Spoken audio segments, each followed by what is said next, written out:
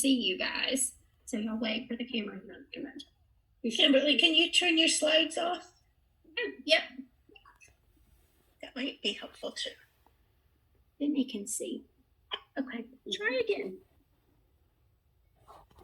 There you go. Everybody wave. So everybody in the room can see everybody on the computer. Hello. You've got a great group there. Thank you all. All right. So does anybody have any questions? I feel like some of them numbers may actually be a little higher. Because you got, we are predominantly Black community, but we have the Hispanics and the Latino ladies that come in. Mm-hmm. It's their culture not to really talk about depression and anxiety.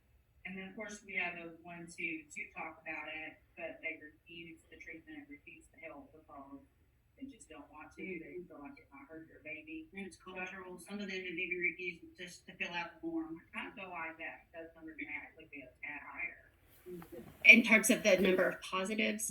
So for you guys on the Zoom call, one of the comments is from one of the nurses at the clinic, and she said that she felt like that our amount of depression and anxiety may actually be higher than what we're reporting because we have some patients, particularly Hispanics, who culturally did not want to complete the form, or they complete the form they possibly inaccurately because they don't want to have the treatment and the medications and the follow-up. And so, I think one of the things, so with the EPDS, it has been validated numerous times over in several different languages. I think one of the important things is to utilize it in the correct language. Number one, I think that would, for sure, so that they don't have a problem with it not being in their language. The other thing is that, and I do know just anecdotally, this came up at one of our team discussions, is that there was a Hispanic patient who was not comfortable with the tool because it said postnatal and she was still pregnant.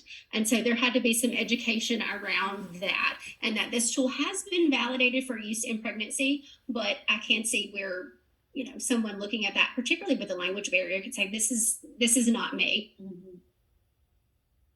It's a great question. Yes, ma'am. What about patient birth? Do they feel like they're ashamed? Feel like they just don't want to say anything because they feel like it's a secret. They just are ashamed to say that they are there. Right. Really nervous. I mean, I guess Kim's supposed to be answering the question. It's a discussion. Anybody can talk. Sometimes that is the case because sometimes they'll come in and they'll score positive, but they'll tell me that they don't need treatment, that everything's fine, and then come back the next visit sometimes and say, I've been thinking about what you've said, and let's talk about that. I might be interested in treatment. So I think there is a little bit of a stigma involved, I think. I had a patient that a long time ago that her husband did not believe in taking medicine for mental illness or anything. So she